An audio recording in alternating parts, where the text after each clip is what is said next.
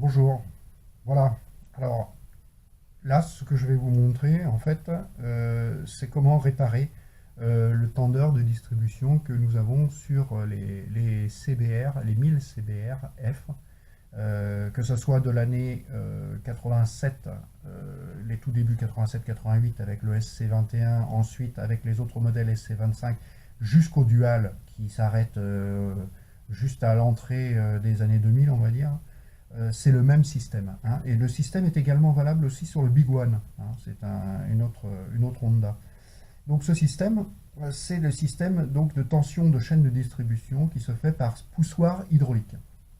Alors, effectivement, ça diffère des autres modèles de moto, on va dire, qui sont avec un système de rattrapage de ce jeu de distribution qui est par poussoir manuel, hein. C'est-à-dire que c'est une vis extérieure en général avec un ressort et qui agit sur la tension de la chaîne. Sur nos modèles à nous, les CBR, c'est donc hydraulique, hein. Il n'y a pas de rattrapage extérieur, de vis ou autre. C'est ce tendeur-là, en fait, hein.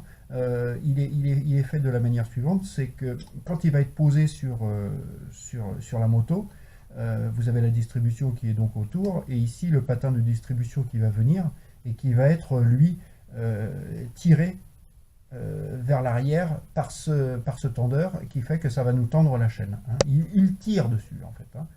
Euh, le système est simple.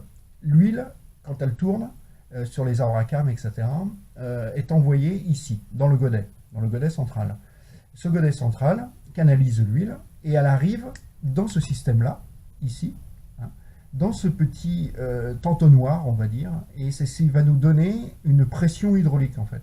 Ça va arriver dedans et ça va donner une dureté au ressort, hein. Le ressort va s'enfoncer déjà beaucoup moins parce qu'il va y avoir l'huile. Et cette dureté va suffire pour tendre la chaîne, hein. Alors, le problème qu'on va rencontrer sur nos modèles, et pourquoi les gens refont la distribution, en général, c'est parce qu'ils entendent un bruit de distribution, un cliquetis, hein, désagréable au possible, ça je suis d'accord, mais absolument pas dangereux pour la machine, parce que des distributions qui cassent sur ces modèles-là, c'est excessivement rare, mais c'est très désagréable au niveau du bruit, et surtout vis-à-vis des autres, quand la moto est au ralenti et qu'on entend que ça cliquette de partout, on a l'impression que la moto est sur son dernier souffle de vie. Alors, comment refaire ce tendeur? Parce qu'il nécessaire rarement de changer toute la distribution sur nos motos, en fait. C'est surtout ce tendeur qui est incriminé. Et on va s'en apercevoir tout de suite, c'est qu'une fois démonté, si on le prend comme ça, par la base, et qu'on le secoue, on entend bien ces bruits de cliquetis, hein. On entend bien ces petits jeux. Et bien c'est ces petits jeux-là, c'est ce petit bruit-là que vous allez entendre amplifié par le phénomène de cage de résonance qu'il peut y avoir par le moteur, par le vrombissement du moteur en fait. Et vous allez entendre fortement ces petits bruits, hein, ces petits bruits métalliques. Alors ces petits bruits métalliques, ils sont dus à quoi? Et bien au fur et à mesure du temps, les bielles, celle-ci et celle-là, sur ces axes, prennent du jeu avec les vibrations. Et ici, jeu, ici, jeu. Donc, il suffit simplement de rattraper ce jeu, en fait. Si on élimine ce jeu parasite, qui est venu se greffer, en fait, se faire, on récupère un tendeur neuf. Parce que c'est pas ici le petit ressort qui est au milieu, là, qui, lui, s'use. Lui ne s'use pas. Ce n'est pas l'huile à l'intérieur qui va devenir le problème, puisque l'huile, à chaque fois qu'on fait la vidange, on la change. Ce n'est pas le réservoir par lui-même qui pose problème non plus, ni le système de biellette à l'intérieur, hein. Tout ça, ça marche correctement. Mais par contre, c'est ce jeu-là, ce jeu sur ces axes. Alors ces axes-là, eh ben, c'est ce qu'on va refaire. Alors il y en a un ici, il y en a un là, et les deux autres qui sont sur les patins, ici, eux, ne souffrent pas de jeu en général. On peut les refaire, évidemment, mais sincèrement, c'est très rare qu'il y ait du jeu. C'est surtout ces deux-là qui prennent énormément de jeu. Alors, ce qu'on va faire, eh bien, c'est, on va les supprimer, ces jeux. Et pour ça, on va ici faire sauter la tête de matage du pion, du rivet qui est ici. Ces deux rivets en métal, ici, ont été matés, écrasés, pour justement ne pas pouvoir en sortir.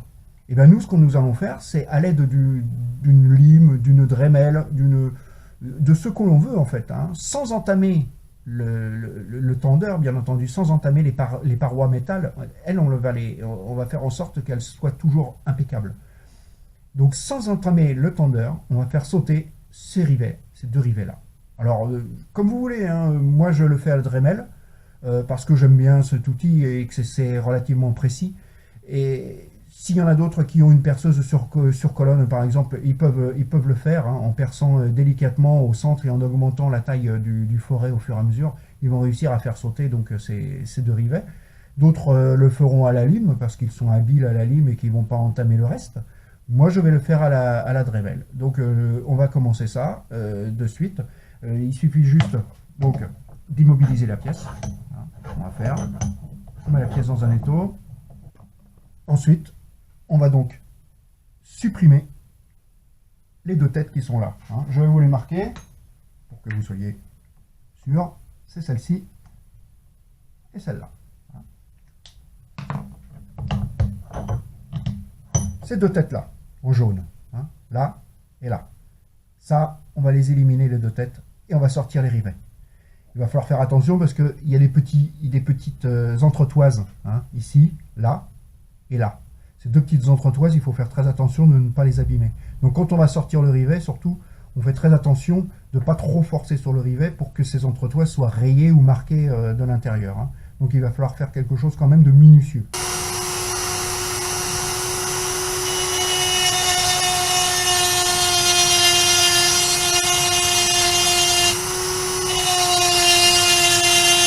Alors, après l'opération Dremel, on va dire, hein, on a réussi à faire sauter donc complètement le renflement de ces deux rivets, hein, voilà, sans entamer le métal. Alors bon, un tout petit chouïa, j'ai mis un coup, mais ça portera vraiment pas de préjudice à la pièce. Voilà, donc ici on a fait sauter complètement la tête, hein, des deux rivets, et après donc on va faire en sorte de les évacuer, ces rivets, sans abîmer la pièce. Alors moi ce que je fais, c'est que je me mets en porte-à-faux en écartant les morts de l'étau, hein. Voilà, là je sens qu'il peut passer. Là il passe plus. Là il passe. Alors, une masse et un tas. Alors un tas, je commence avec un tas. Non, c'est un peu trop gros ça. Je vais directement attaquer avec un chasse-clou, hein, directement. Donc je me mets bien au centre. Je me mets bien au centre et là,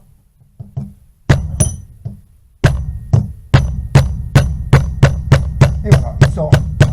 Donc on n'a pas besoin de forcer de trop parce que justement on a travaillé en finesse, hein. On a fait en sorte de ne pas l'abîmer. Voilà, il se rivet. Et ben voilà, c'est lui qu'on vient de faire sauter. Hein. Donc celui-là, évidemment, on ne le réutilisera pas. Hein. Il est voué à être jeté.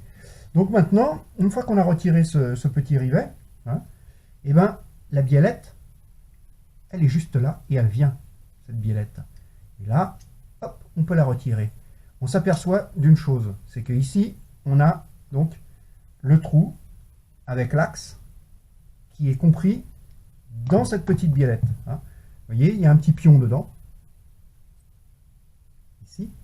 Et ce petit pion, lui, il a pris du jeu. C'est lui qui a pris du jeu sur les parois, en fait. Avec le temps, le jeu se fait en latéral. Hein. D'ailleurs, bon, c'est très ajusté au départ, mais là, on peut bien s'apercevoir qu'il y a un jeu. Et bien, ce jeu-là, répercuté sur la longueur, en fait, fait que c'est ce truc qu'on entend qui fait le cliquetis. Alors, cette pièce, elle est symétrique. Hein. Donc, il n'y a pas de problème de savoir si l'axe va de ce côté-là, enfin, le pion pour l'axe va de ce côté-là ou de ce côté-là. C'est tout à fait symétrique. Donc déjà, celle-là, elle est faite. On peut mettre les pièces de côté. Donc ça, c'est fait. On va s'attaquer à la deuxième. Celle qui, elle, va faire tension sur le ressort. Alors, pareil, hein, on se met bien en appui pour pas déformer la pièce, surtout. Voilà. Une fois qu'on est bien dessus, on met notre chasse-clou et on y va.